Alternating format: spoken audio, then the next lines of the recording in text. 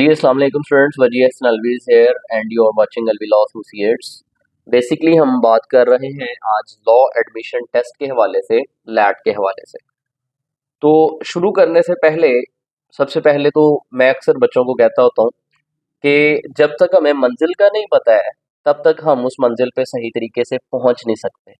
तो मंजिल का पता होना सिर्फ काफ़ी नहीं है, मंजिल को जाते हुए जो रास्ते हैं उन रास्तों को पता होना ज़रूरी है।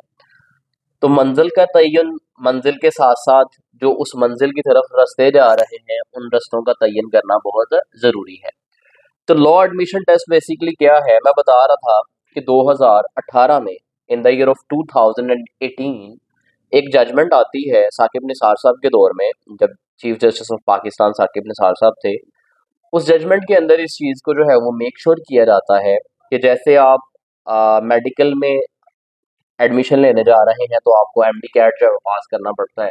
आप इंजीनियरिंग में जो है वो एडमिशन लेने जा रहे हैं तो आपको ई कैट पास करना पड़ता है। तो इसी तरह if you are going to pursue law, अगर आप लॉ को जो है परसू करने जा रहे हैं तो इसके हवाले से भी एक टेस्ट जो है वो बेसिकली रख दिया गया कि ये एक टेस्ट है जिसको पास करना लाजमी है, देन ही आपका लॉ में एडमिशन हो सकेगा। उस टेस्ट को नाम दिया गया लॉ एडमिशन टेस्ट का, जिसको हम लैट के नाम से जानते हैं। इससे पहले यानी 2018 से पहले ये टेस्ट नहीं था। 2018 में ये लॉ एडमिशन टेस्ट आया। जब ये टेस्ट आ गया तो अब एक बात श्योर हो गई कि जब तक आप लॉ एडमिशन टेस्ट पास नहीं कर रहे आपका किसी भी कॉलेज में एडमिशन नहीं हो सकता। ठीक है, जब तक ये टेस्ट नहीं था तब तक तो बात ही कोई नहीं थी। तब क्या होता था कि आप सिंपली इंटर पास कर रहे हैं, एफए आपका पास होता था, आप किसी भी लॉ कॉलेज में जाकर जो है वो पता करते थे। लॉ कॉलेज आपसे पूछता था आपके नंबर जो है 45% हैं, आप कहते थे जी हैं, वो कहते थे ओके आ रहे वेलकम। जो उनकी फीस होती थी आप उनको फर्स्ट इंस्टॉलमेंट जमा करवाते थे और वेरी नेक्स्ट डे आपकी पहली क्लास हो जाया करती थी। कुछ ऐसा सिलसिला था। लेकिन अब जब लैट आ गया है तो अब ये माइंड से निकाल दें कि लैट के बिना कहीं एडमिशन हो सकता है। बहुत सारे बच्चे गलती करते हैं और गलती करने के बाद हमारे पास आ जाते हैं कि सर हमारे से ये हो गया और अब हमें बताएं हम क्या करें। उस टाइम पे हम आपका कुछ भी नहीं कर सकते। वो जैसे डॉक्टर कहते हैं ना, एनु लाहौर ले जाओ, तो मतलब उस टाइम पे लाहौर ले भी आओगे तो कुछ नहीं बनना। मसला क्या है, मसला ये है कि देखें, आपका लॉ एडमिशन टेस्ट पास नहीं है, आपने इंटर पास कर लिया लेकिन आपका लॉ एडमिशन टेस्ट पास नहीं है अभी। तो लॉ एडमिशन टेस्ट जब तक पास नहीं होगा कोई कॉलेज आपको एडमिशन दे नहीं सकता। लेकिन यहाँ पे क्या है, अखलाकियात की कमी है, यहाँ पे एथिक्स नहीं है, यहाँ पे मोरालिटी नहीं है, यहाँ पे पैसे को सलाम है, वो कहीं से भी आ रहा हो हम उसको चाटना शुरू कर देंगे। ठीक है, तो होता क्या है, बच्चा कोई जाता है कॉलेज से इंफॉर्मेशन लेने, अभी लैट पास नहीं है तो कॉलेज कहता है कि आप बेफिक्र हो जाएं, आपका एडमिशन हो जाएगा, लैट पास करते रहेंगे, आप 2 लाख रुपया ले हैं कल, सीट बुक करवाएं, सीटें भागी जा रही हैं, खत्म हो जाना, ये दाखिले खत्म हो जाने, आपको पूरे पाकिस्तान में दाखिला नहीं मिलना अगर आप कल दाखिला ना आपने करवाया तो आखिरी सीट है, डेटें खत्म हो गई हैं, सब फना हो जाना है। ऐसा कॉलेज, ऐसे कॉलेजेस करते हैं। तो बच्चा डर जाता है, बच्चा घर जाते सार रोना धोना शुरू कर देता है, मुझे नहीं पता, मुझे कॉलेज दाखिला लेके दें, वो तो कह रहे हैं आखिरी तारीख है। पेरेंट्स जो है वो इधर उधर से करके फी देते हैं, बच्चा जाकर दाखिला ले लेता है। होता क्या है, लॉ एडमिशन टेस्ट हुआ, बच्चे की तैयारी अच्छी नहीं थी या अच्छी थी भी तो बैड लक हो गई, 48 49 नंबर आके भी बहुत सारे बच्चे फेल हो जाते हैं। तो क्या हुआ, लैट फेल हो गया, साल पूरा गुजर गया, कॉलेज को आप 2 लाख रुपया फीस दे चुके हैं। जब एग्जाम्स का टाइम आना है, साल पूरा भी आपका वेस्ट कराया कॉलेज ने, जब एग्जाम्स का टाइम आना है कॉलेज ने कहना जी हम तो आपको जानते ही नहीं है, हम आपका एडमिशन भेज नहीं सकते हैं। वाई? क्योंकि आपका लैट क्लियर नहीं है। तो उस टाइम इन्होंने ही तो कहा था कि हो जाएगा आप टेंशन ना लें, लेकिन बाद में ये नहीं सुनेंगे। तो सबसे ये पहली गलती जो बच्चे करते हैं ये कभी जिंदगी में नहीं करनी है। थोड़ा सा वेट कर लें, सही टाइम का वेट कर लें तो अल्लाह ताला खैर फरमाएंगे। सबसे पहले आप तैयारी करें, लॉ एडमिशन टेस्ट आ गया उसकी तैयारी करें, तैयारी अच्छे से करें, उसको पास करें। जब पास कर लेंगे पहले अपने आप को एलिजिबल करें। आप एलिजिबल कब होंगे, जब आपके पास इंटर पास होगा, इंटर में आपके 45% मार्क्स होंगे या 45% से ज्यादा होंगे, 45% से कम नहीं होंगे। ठीक है, तो पहला एलिजिबिलिटी क्राइटेरिया तो ये आ गया कि आपका इंटर जो है वो 45% मार्क्स के साथ पास होना चाहिए और सेकंड सबसे टॉप मोस्ट जो कंडीशन है वो लॉ एडमिशन टेस्ट है कि आपका लैट क्लियर होना चाहिए, इसमें आपके 50 या अबव देन 50 मार्क्स कंफर्म होने चाहिए। जब ये चीजें दो आपके पास आ गई हैं तो अब आपका जो है वो चांस बन जाता है कि आपका एडमिशन हो सकता है। इससे पहले जो है वो काफ़ी ज़्यादा रिस्ट्रिक्शंस थी, एज रिस्ट्रिक्शन थी, सेशन गैप रिस्ट्रिक्शन थी, एडमिशन नहीं हो सकता था, उन चीज़ों को भी फॉलो करना पड़ता था। लेकिन राइट नाउ 4 इयर्स लॉ जब हुआ है तो उसके साथ उन्होंने वो सेशन गैप को भी थोड़ा सा रिमूव किया है और एज रिस्ट्रिक्शन भी ख़त्म की है। अब आपके पास टॉप मेन 2 ही कंडीशंस है जो आपको फुलफिल करनी है। इंटर में 45% मार्क्स हैं और लॉ एडमिशन टेस्ट में 50 या 50 से अबव मार्क्स हैं, तो आपका लॉ कॉलेज में एडमिशन हो जाएगा।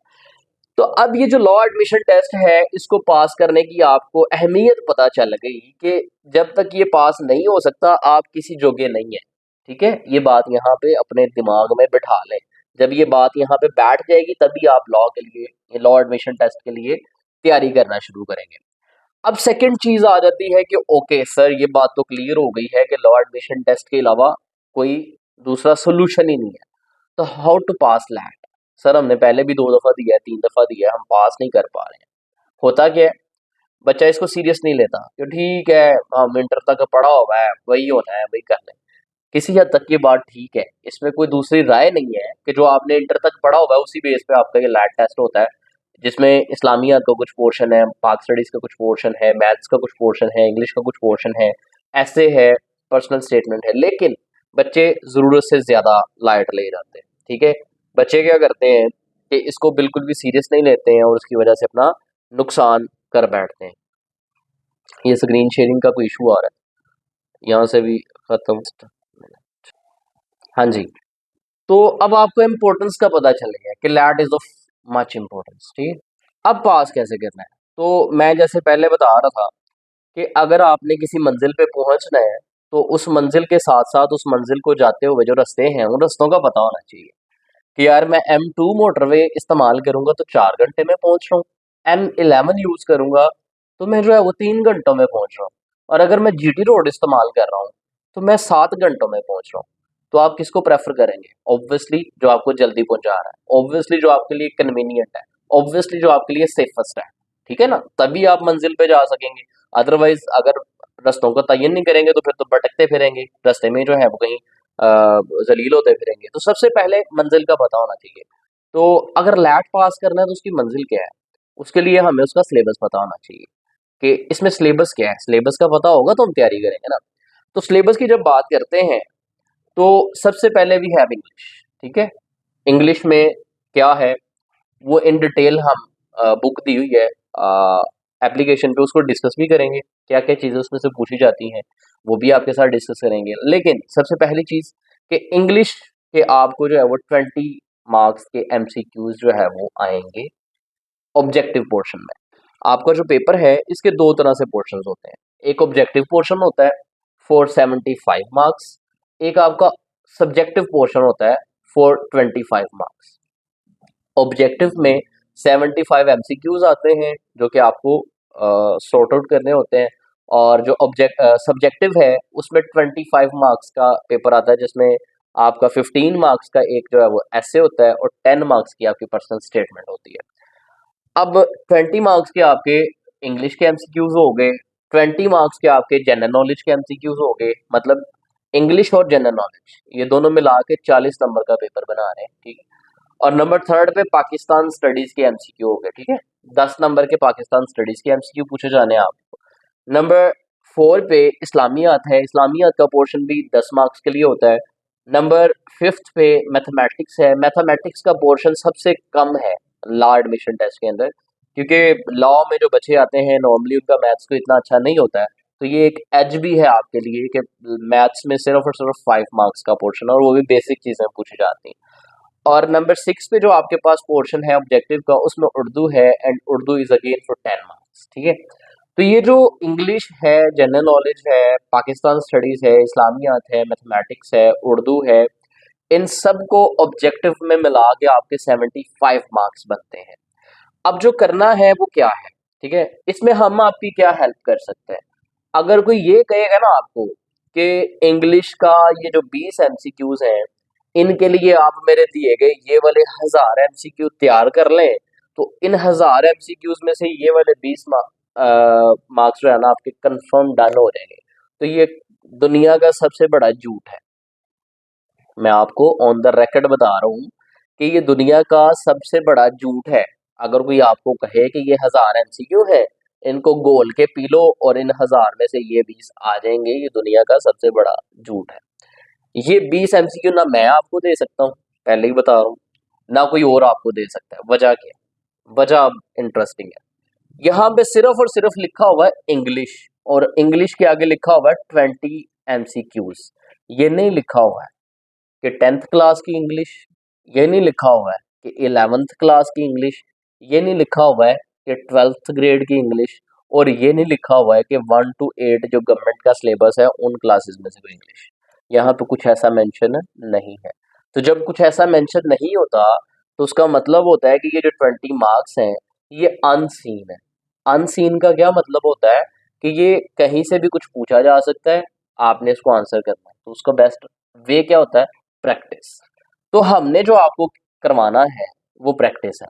हमने आपको 2018 से 25 तक के पास्ट पेपर्स करवाने हैं कि ऐसे ऐसे एमसीक्यूज पूछे जाते हैं। उन पास्ट पेपर्स को देखते हुए हमने अपनी बुक के अंदर जो आपको 300-400 एमसीक्यूज करवाने हैं कि ऐसे एमसीक्यूज पूछे जा सकते हैं, ठीक है। फिर अल्टीमेटली आपने इस काबिल हो जाना है कि आपको काफ़ी ज़्यादा चीज़ें क्लियर हो जानी है, और देन आप जो है वो आंसर करने लायक होंगे। लेकिन कोई इतनी मुश्किल बात नहीं होती है। जो आपने 12th ग्रेड तक पढ़ा है, जो आप डेली बेसिस सिनोनिम्स यूज़ करते हैं, एंटोनिम्स यूज़ करते हैं, उन्हीं में से नॉर्मली चीज़ें पूछी जाती हैं। सो परेशान नहीं होना है, इंशाल्लाह ये हो जाएगा। नंबर सेकंड पे है 20 मार्क्स का जनरल नॉलेज। जनरल नॉलेज के आगे ये नहीं लिखा हुआ है कि 8th क्लास की जनरल नॉलेज की बुक पकड़नी है या 9th की पकड़नी है या इंटर की पकड़नी है या मैट्रिक की पकड़, को मेंशन नहीं है। रैंडम लिखा हुआ है जनरल नॉलेज फॉर 20 मार्क्स। तो मतलब इसका भी मतलब है कि वो जनरल नॉलेज के हवाले से कुछ भी पूछ सकता है। आपको हर एंगल से प्रिपेयर्ड होना है, ठीक है। ये भी हम आपकी तैयारी करवाएंगे इंशाल्लाह। पाक स्टडीज के हवाले से 10 मार्क्स है, उसके लिए हम जो है वो रूट मैप्स निकालते हैं, लाइक पाक स्टडी में क्या क्या पूछ सकता है, ठीक है। तो चारों सूबों के हवाले से, उनके आपके जो डिफरेंट कंट्रीज हैं उनके कैपिटल्स के हवाले से, फिर मुल्क के अंदर जो हालात वाकयात हैं, ठीक है, उनके हवाले से। तो ऑल अबाउट डिफरेंट हम ना उसको कैटेगराइज कर लेते हैं कि पाक स्टडी में आपको वो ये पूछ सकता है, उस हवाले से तैयारी करेंगे।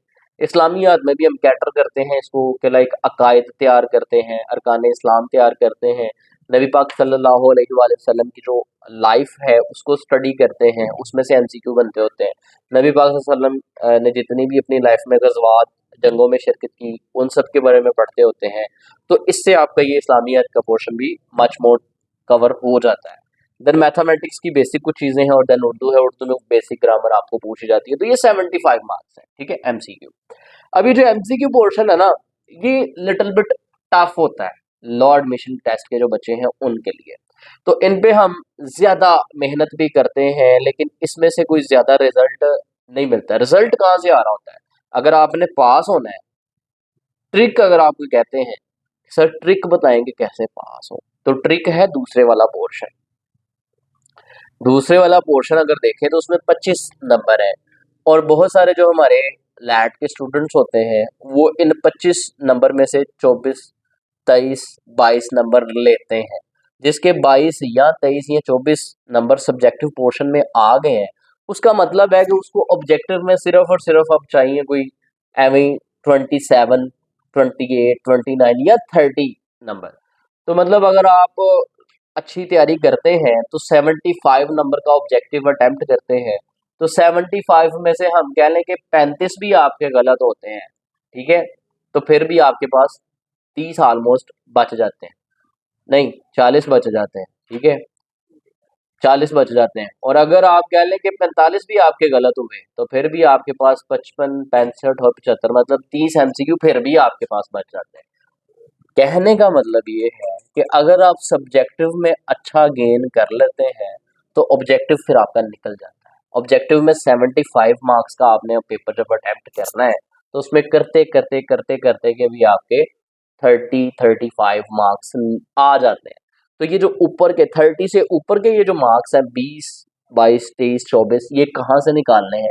ये सब्जेक्टिव में से निकालने हैं। सब्जेक्टिव इसलिए आसान है कि उसमें आपकी सेल्फ राइटिंग आपके काम आती है। इसमें क्या है? ऐसे राइटिंग। इसमें एक तो ऑप्शन है आपके पास, चॉइस है।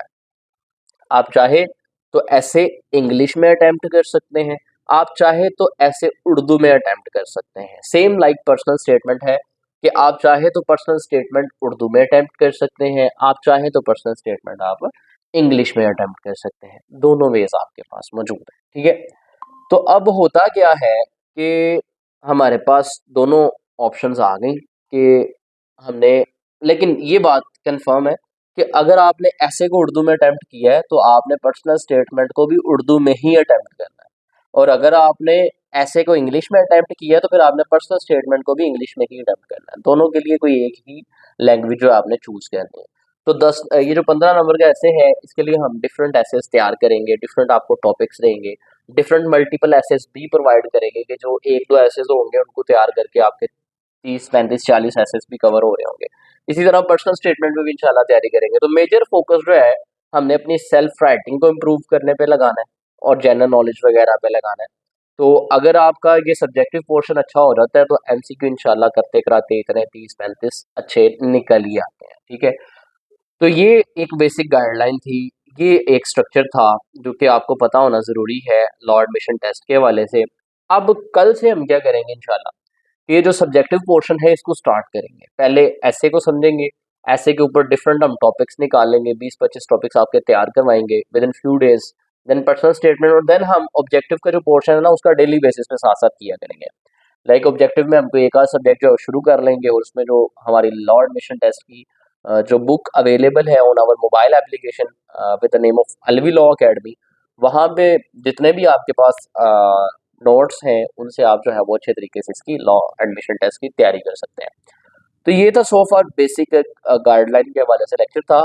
आज के लिए इतना ही है, मिलते हैं इंशाल्लाह अपने कल के लेक्चर में। अगर आपने भी law admission test first attempt में तैयार करना है तो आप आज ही हमें ज्वाइन कर सकते हैं। बाकी मिलते हैं इंशाल्लाह अपने नेक्स्ट लेक्चर में, तब तक के लिए हाफिज़, थैंक यू।